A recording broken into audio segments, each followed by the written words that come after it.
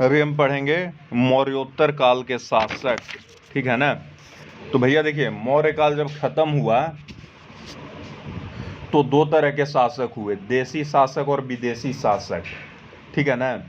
जैसे कि ये सब देख लो, शुंग, कण्व, सातवाहन, ठीक है ना।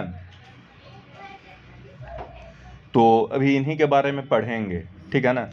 तो मौर्य काल में, मौर्योत्तर काल में देशी शासक कौन कौन थे? तो शुंग, कण्व, सातवाहन और चेदी। चेदी का ही एक और क्या नाम था? तो महामेघवाहन वंश, ठीक है ना। मौर्य काल के बाद मौर्योत्तर काल में देशी शासक कौन थे? शुंग, कण्व, सातवाहन, चेदी। और विदेशी शासक कौन थे? तो इंडो ग्रीक, शक, पार्थियन और कुषाण, ठीक है। इंडो ग्रीक, शक, पार्थियन और कुषाण। कुषाण मौर्योत्तर काल, पार्थियन मौर्योत्तर काल, शक मौर्योत्तर काल, इंडो ग्रीक मौर्योत्तर काल, ठीक है ना। शुंग देशी शासक, कण्व देशी शासक, सातवाहन देशी शासक और चेदी या महामेघवाहन देशी शासक थे, और ये मौर्योत्तर काल के थे, ठीक है ना।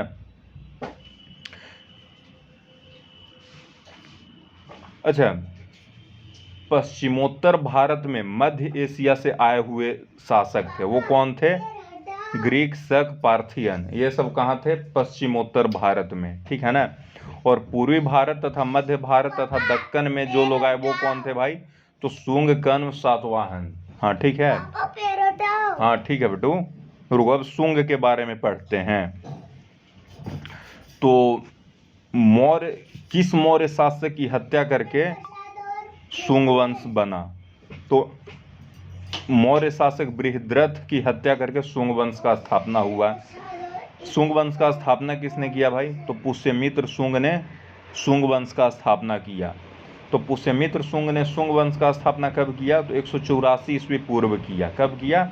184 ईस्वी पूर्व पुष्यमित्र शुंग ने मौर्य शासक बृहद्रथ का हत्या करके शुंग वंश का स्थापना किया। हर्षचरित में पुष्यमित्र को क्या कहा गया है?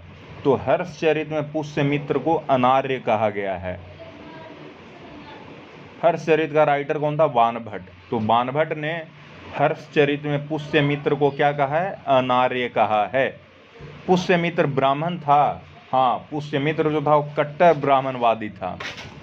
अच्छा, शुंग वंश के इतिहास की जानकारी किन किन साक्ष्यों से प्राप्त होती है? पुरातात्विक से या साहित्यिक से? तो शुंग वंश के इतिहास की जानकारी साहित्यिक और पुरातात्विक दोनों स्रोतों से प्राप्त होती है। तो साहित्यिक स्रोत के बारे में पहले पढ़ ले रहे हैं, उसके बाद पुरातात्विक स्रोत के बारे में पढ़ेंगे। तो सबसे पहले एक बार में ये बता दीजिए कि साहित्यिक स्रोत हैं कौन कौन शुंग वंश के बारे में जानने के लिए? तो साहित्यिक स्रोत हैं, पुराण हो गया, जैसे कि वायु पुराण और मत्स्य पुराण, हर्षचरित, पतंजलि का महाभाष्य, गार्गी संहिता, मालविकाग्निमित्रम और दिव्यावदान। अच्छा, दिव्यावदान से शुंग वंश का पता चलता है, हाँ। मालविकाग्निमित्रम से शुंग वंश का पता चलता है, हाँ। गार्गी संहिता से शुंग वंश का पता चलता है, हाँ। पतंजलि के महाभाष्य से शुंग वंश का पता चलता है, हाँ। हर्षचरित से शुंग वंश का पता चलता है, हाँ। पुराणों यानी कि वायु पुराण और मत्स्य पुराण से शुंग वंश का पता चलता है, हाँ, ठीक है। तो पुराणों से क्या पता चलता है भाई? तो पुराणों से ये पता चलता है कि शुंग वंश का संस्थापक पुष्यमित्र शुंग था। शुंग वंश के बारे में पुराण से क्या पता चलता है? तो शुंग वंश के बारे में पुराण से पता चलता है कि शुंग वंश का संस्थापक पुष्यमित्र शुंग था। अच्छा, हर्षचरित से भी शुंग वंश के बारे में पता चलता है। हर्षचरित से क्या पता चलता है?